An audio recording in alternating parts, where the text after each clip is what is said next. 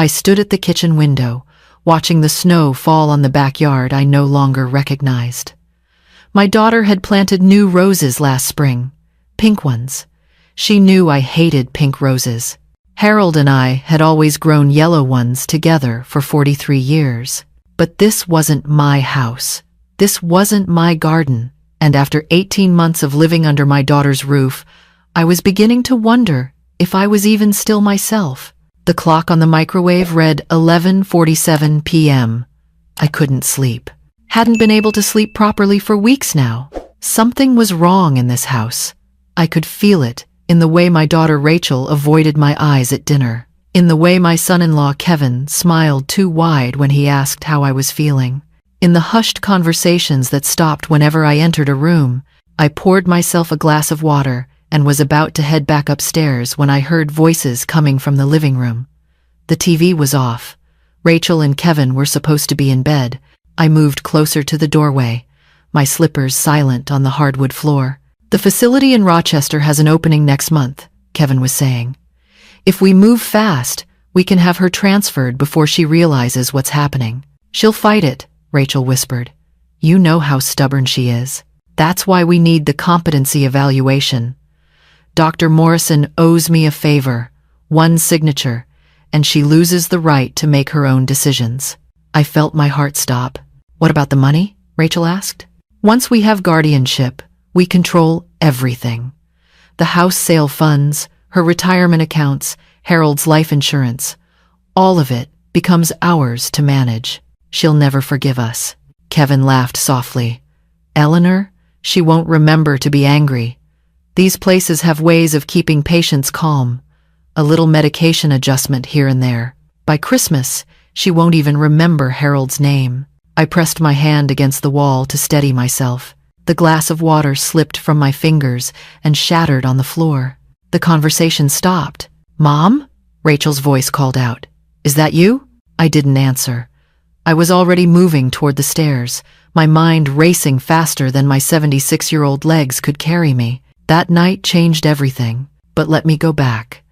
Let me tell you how I ended up standing in my daughter's kitchen at midnight, discovering that my own child was planning to lock me away and steal everything I had. My name is Eleanor Bennett. I was married to Harold Bennett for 43 years. He was a high school history teacher, and I was a registered nurse at Boston General for 31 years. We raised 2 children in our little blue house in Brookline, Massachusetts. We weren't rich, but we were comfortable. We were happy. Harold passed away 2 years ago. Heart attack. Quick and painless, the doctors said, as if that was supposed to comfort me. One morning he was reading the newspaper and complaining about the Patriots' defense, and by noon, he was gone. After he died, I tried to stay in our house, the house where we'd raised Rachel and her older brother Thomas, the house where we'd celebrated 37 Christmases, countless birthdays, and one memorable 4th of July when Harold accidentally set the garage on fire with his improved fireworks display. But the house felt too big without him. Too quiet, too full of memories that made my chest ache. Rachel called me every day that first year. "Mom, you shouldn't be alone. Come stay with us in Syracuse. We have plenty of room. The kids would love having Grandma around." I resisted at first. I had my routine, my friends at the community center, my Tuesday bridge games with Mildred and Patricia, my volunteer work at the hospital gift shop, but then I fell. It was a stupid accident. I was reaching for a bowl on the top shelf and lost my balance, fractured my hip, spent 6 weeks in rehabilitation, and by the time I was ready to go home, Rachel had already made the decision for me. "The house is sold, Mom. I handled everything while you were recovering." Kevin helped with the paperwork. We got a good price, $380,000. I deposited it into a joint account so I can help you manage things. I was still foggy from the pain medication, still exhausted from physical therapy. I didn't question it. I didn't ask to see the paperwork. I trusted my daughter. What a fool I was. The move to Syracuse happened quickly. Rachel packed up my belongings, deciding what I needed and what could go to Goodwill. I lost half my life in cardboard boxes that never made it to the moving truck. Harold's collection of antique maps. My mother's china. 40 years of photo albums, reduced to a single box because Rachel said I didn't need all that clutter. The first few months weren't bad. I had my own room on the second floor, small but comfortable. I helped with the grandchildren after school. Emma was 14 and too cool for Grandma's stories, but Lucas, who was 11, still liked to sit with me and look at the photos I'd managed to save. "Tell me about Grandpa again," he'd say. And I would. But slowly, things began to change. First, it was little things. My cell phone disappeared. Rachel said I must have lost it, and there was no point getting a new one since I never used it anyway. "My car was sold because you don't need to drive anymore, Mom. Kevin or I can take you wherever you need to go." Except they never did. My requests to visit the library, the grocery store, even the doctor, were always met with excuses. "Maybe next week. We're so busy right now. You understand." I stopped asking. Then, the mail stopped coming to me. Rachel said she'd added herself to my accounts to help with the bills. "You don't need to worry about that stuff anymore, Mom. I've got it handled." I noticed my bank statements no longer arrived. When I asked about my finances, Rachel would pat my hand and say, "Everything's fine. You just focus on resting." I wasn't resting. I was disappearing. The day I heard the conversation about Rochester, I finally woke up. But waking up and doing something about it are two different things. The next morning, I pretended nothing had happened. I smiled at Rachel across the breakfast table. I thanked Kevin for making coffee. I played along with their charade while my mind worked overtime. I needed information. I needed access. And I needed a plan. That afternoon, while Rachel was at work and Kevin was playing golf, I did something I hadn't done in months. I left the house. It wasn't easy. They'd never explicitly told me I couldn't leave, but they'd made it clear through 1,000 small actions that I wasn't supposed to. No car, no phone, no money in my wallet. The neighborhood was unfamiliar, and I didn't know where anything was.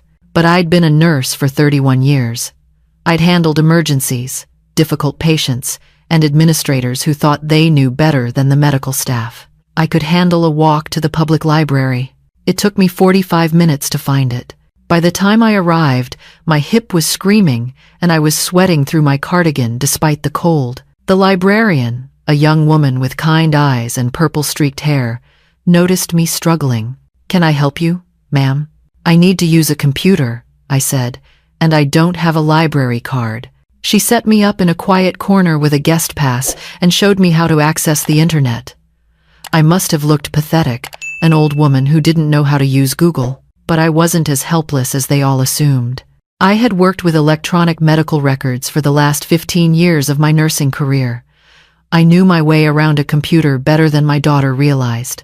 First, I searched for my name and the property records in Brookline. The house sale was there, public record. But the buyer wasn't a family or a developer. It was a company called Evergreen Holdings, LLC. I searched that name next. Kevin's name appeared as the registered agent. My son-in-law had bought my house, with my money, through a shell company. I felt sick. Next, I tried to access my bank account online. I'd set up online banking years ago. At Harold's insistence, the password still worked. What I saw made my hands shake. The account that should have held the proceeds from my house sale, plus my retirement savings, plus Harold's life insurance payout, had a balance of $4,216. Over $600,000. Gone. I printed everything. Transaction records, transfer histories, the property documents. I used the library's printer and paid with quarters I'd found in an old coat pocket. Then I searched for one more thing. Nursing home facilities in Rochester, New York. Shady Pines Memory Care Center. That was the place Kevin had mentioned. I read the reviews. Understaffed. Complaints about patient neglect. 2 wrongful death lawsuits in the past 5 years. This was where they planned to put me. This was where they planned to let me rot while they spent my life savings. I folded the papers into my coat and began the long walk home. That night, I made a phone call. Not from the house, they'd have heard me. I used the payphone at the gas station 3 blocks away, the one I'd spotted on my walk to the library.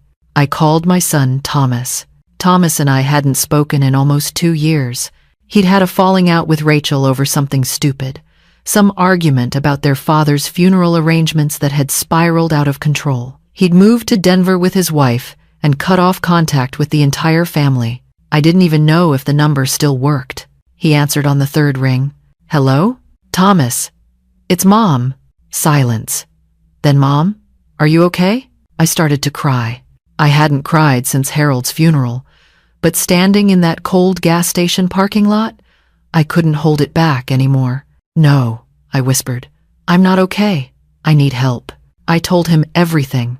The house sale, the missing money, the overheard conversation, Shady Pines. When I finished, Thomas was quiet for a long moment.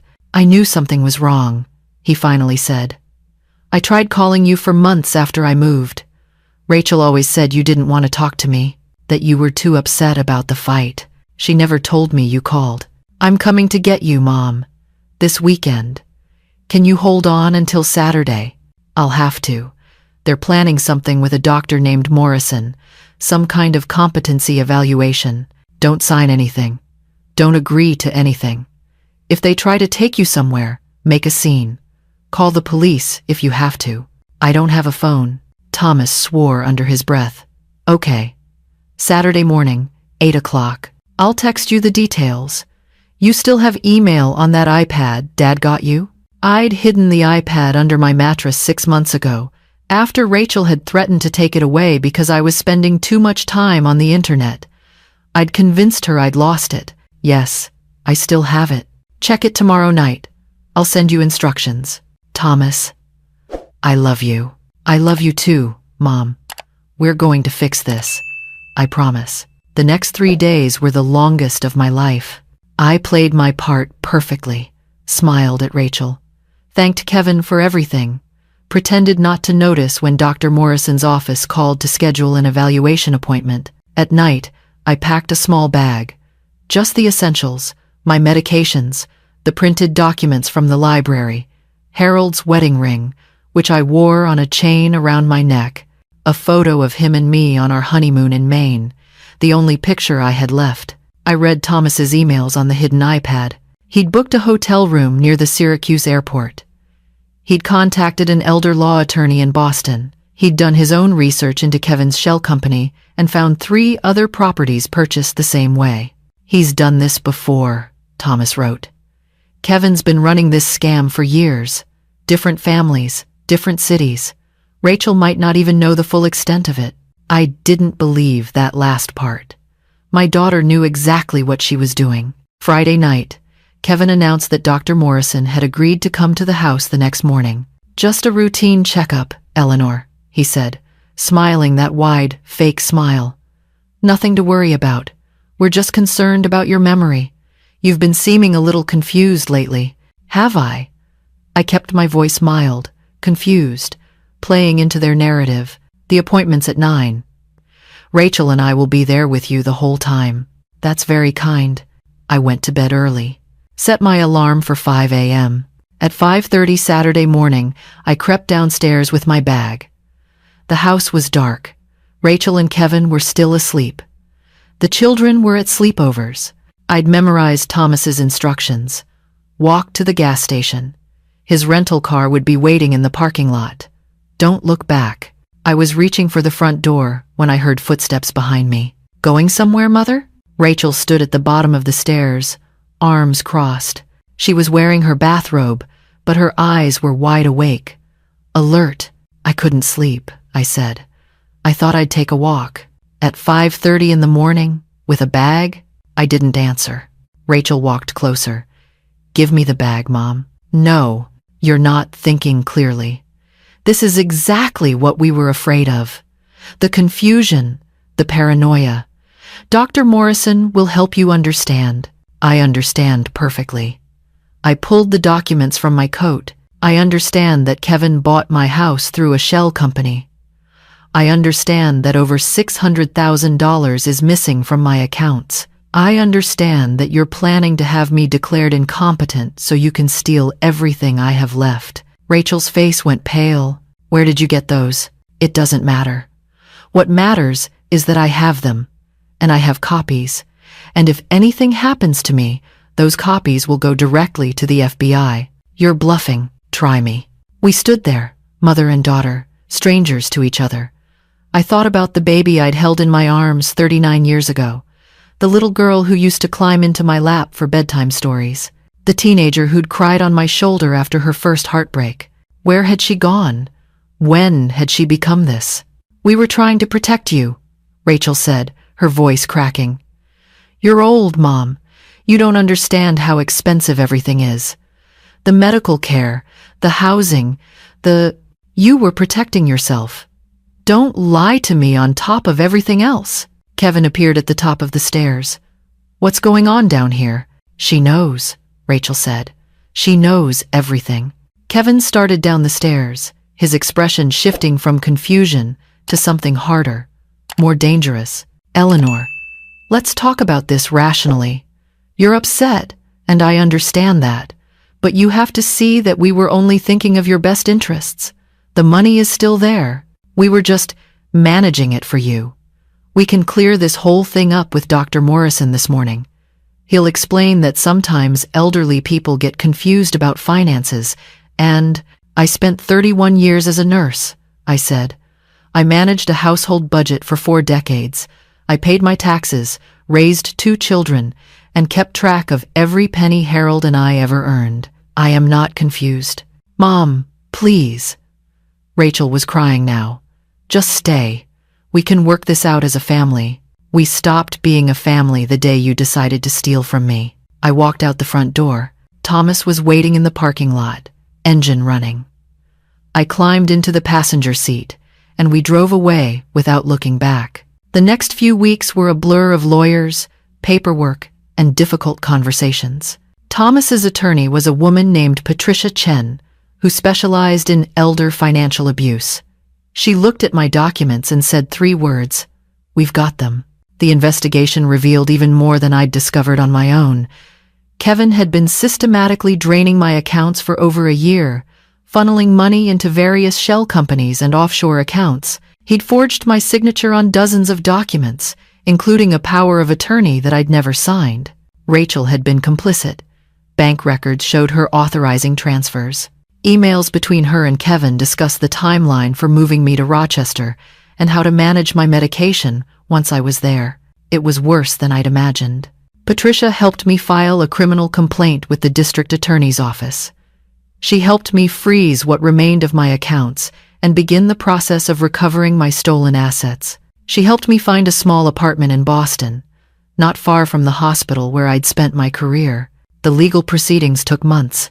Kevin was arrested on charges of elder abuse, fraud, and forgery. Rachel was arrested as an accessory. They both made bail, but they lost their jobs, their reputation, and their standing in the community. The house that Kevin had bought with my money, that was reclaimed. The offshore accounts were traced and frozen. Slowly, painfully, my life savings began to come back to me, but some things couldn't be recovered. My relationship with my daughter was one of them. Rachel wrote me letters from her lawyer's office, apologizing, explaining, begging for forgiveness. She said Kevin had manipulated her. She said she'd been afraid of him. She said she never meant for things to go so far. Maybe some of that was true. Maybe Kevin was the mastermind, and Rachel was just weak. But weakness isn't innocence. She chose to go along with it. She chose her husband over her mother. I couldn't forgive that. I wasn't sure I ever would. The trial happened 6 months after my escape. I testified against both of them, sat in that courtroom and described what they'd done, how they'd planned to dispose of me in a place called Shady Pines. Kevin got 7 years. Rachel got 3, with the possibility of parole after 18 months. I didn't attend the sentencing. A year has passed since that snowy night in Syracuse. I live in a 1-bedroom apartment with a view of the Charles River. I've reconnected with old friends. Mildred and Patricia have forgiven me for disappearing. We play bridge on Tuesdays, just like before. I volunteer at the hospital again, in the same gift shop where I used to spend my Thursday afternoons. The young nurses there call me Miss Eleanor, and they ask me questions about their difficult patients, and I help when I can. Thomas calls me every Sunday. His wife, Maria, has become like a daughter to me, the daughter I wish I still had. They're expecting their first child in the spring. A girl. They're going to name her after me. Last month, I received a letter from an unexpected source. Lucas, my grandson. He'd turned 13 now, old enough to send mail on his own. The letter was short, written in careful handwriting on lined paper. Dear Grandma, I'm sorry about what happened. Mom and Dad did a bad thing, and I don't understand why. I miss you. I still have the photo albums you used to show me. I look at Grandpa's pictures sometimes and remember your stories. I hope you're okay. I love you, Lucas. I cried when I read it. Then I wrote him back. We exchange letters now. I don't discuss the case or the conviction. I don't say anything negative about his parents. I just tell him stories, the same stories I used to tell him when he was small. Stories about his grandfather.